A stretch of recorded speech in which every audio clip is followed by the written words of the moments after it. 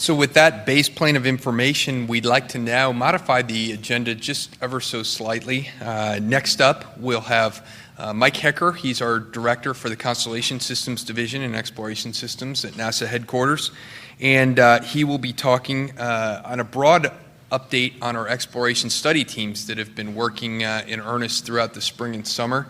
Following him will be Jay Jenkins, and Jay will talk. He is currently the study team lead for our exploration precursor robotic missions, and I think is very pleased to be having this NEO Objectives workshop. Also going to be following it up with a NEO technical interchange meeting. So I think this is prime on his hot list of information collection. So without further ado, I'll bring up Mike, and we'll proceed. Thank you.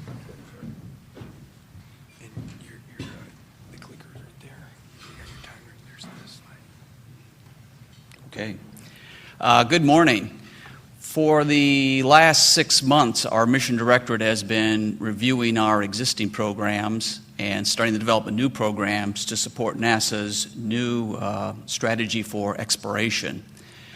And so to that end, what I'd like to do is provide you an overview of the strategy we've been using, give you a quick status on where we are with the programs, and then talk about where we need your help as we go forward. Since the new strategy came out, there has been much spirited debate about the changes that are contained in it. And there are a lot of changes in how we're going forward. But before we talk about those, I think it's important to remember what has not changed as we went forward with the strategy. This is a snapshot of the objectives that came from the Global Exploration Strategy, which several nation space agencies signed up to, including the United States, back in 2009. And these objectives, as we go forward, are still the same. We still have that, pursuing that imperative for human exploration beyond low Earth orbit, trying to gain both scientific and research knowledge as we go forward, bringing economic benefits back to the United States, and then strengthen our global partnerships. And along the way, of course, always inspiring that next generations of scientists and engineers. So this remains, as in the past, is the same objectives we're carrying forward. Something else that hasn't changed are the destinations. Our long-term ultimate goal is the human exploration of Mars. What we are doing is we're trying to open up opportunities to explore other destinations along the ways, including, as we saw, NEOs, which have a lot of interest for exploration in their own right, but also to help us as we develop our ConOps, develop our systems, and test those out as we move forward. So again, overall, the strategy is the same as far as what we're trying to achieve long-term. Now, what has changed is our near-term approach to this. What we're endeavoring to do at NASA is a balanced portfolio, a balanced set of investments in technology, with the hope that those investments then can be used to bring down the cost and actually improve the robustness of our system development, which follows.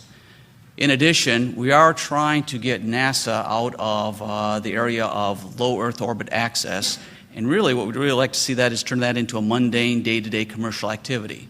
So we're making investments in the commercial sector to provide that service back to NASA. And of course, we want to do exploration in its own right, and therefore we're augmenting our programs with robotic precursor missions. The challenge, of course, is trying to figure out what is the right mix and where is the right balance across all of these investments as we go forward. The general strategy we're pursuing is a phased approach, again, with that long-term goal of coming up with sustainable exploration systems. To get there, starting though first with investments in technology, maturing those technologies, bringing that to bear in our system development, and at the same time doing the exploration with the robotic precursors that will help inform where we need to go next. So with that, we within the Mission Directorate have done a lot of work on formulating the programs, and I'm going to show you a snapshot that I think, for those of you who joined us down at our last workshop, which was in Galveston, the end of May, you saw an earlier version of that, and I'll explain why it's changed, but it is continuing to update as we gain knowledge.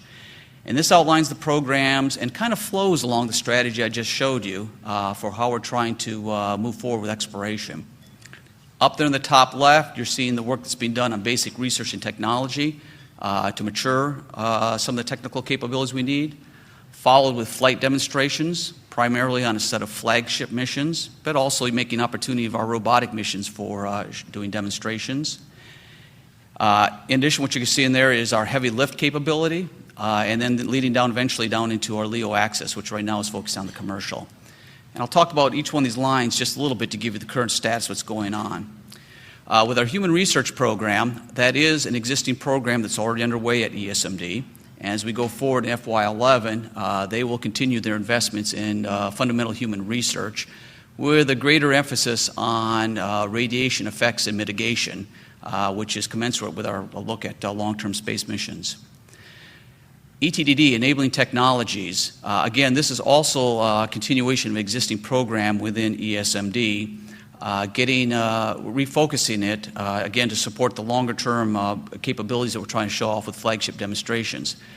This is an area, as we go forward with the workshop, that we will be looking for your help. I think Chris Moore and a couple others have a session coming up later on where we really understand that to enable NEO exploration, what are some of the technology gaps that we have today, and then based on that, what are some of the near-term demonstrations and investments we should be making.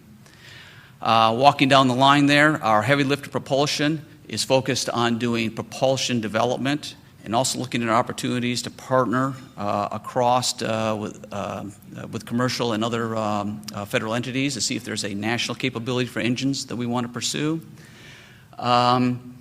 There has been a little bit of debate about whether we should bring a heavy lift vehicle into that line. That is not part of the baseline today, but that is something we're trying to assess what would be the impact, not only to what we do with heavy lift or to our propulsion technology, but to the other investments that we're making. Next on the line is the flagship missions, which is basically the flight demonstrations, mostly of what comes out of the upper lines there you see what goes on in human research, enabling technology, and heavy lift, focus on a number of areas.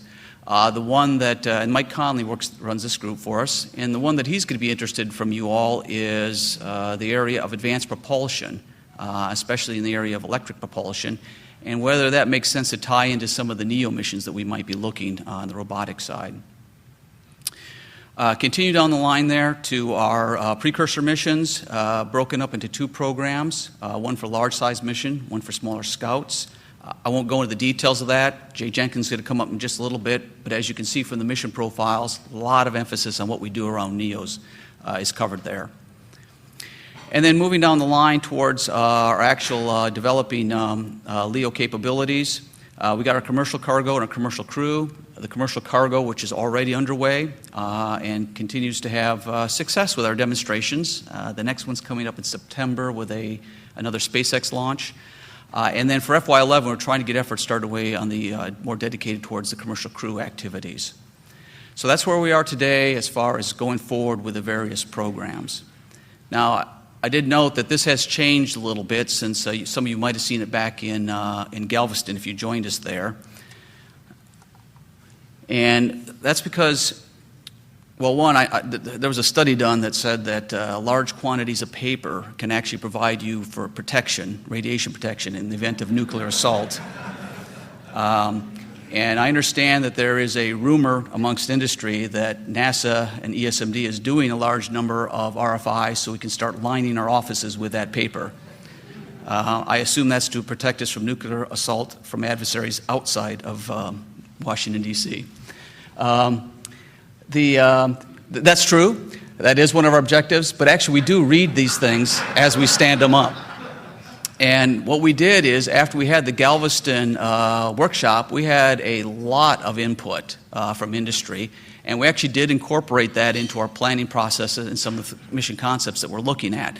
So when I showed you that previous slide and their changes, some of that was driven by the input we got from you all. We want to continue that, and this workshop here is actually the next step in that process. So as we go forward, this shows you sort of a near-term timeline of what we worked with. Back in the February-May timeframe, we did a lot of discussion within NASA and talking to ourselves on what we think is a good set of programs. We rolled that out to you all to seek input from our partners in industry and academia. We brought that on board, and actually those changes became the basis for the budget submit that Doug Cook took up and provided to the agency. We're now going to the next step, which is starting to look at some of the specific mission areas, the first one here being NEO. And again, we're once again looking for your help and your input to help us shape what should be some of the mission profiles and objectives we do for our robotic missions, what should be the long-term capabilities objectives for human exploration, and what are the technologies that we need to invest in to get us to those end goals. So with that, we have a plan, and we're pressing forward. We're refining it as we get new knowledge, and we look forward to you all's inputs in helping us as we shape this and go forward. Thank you.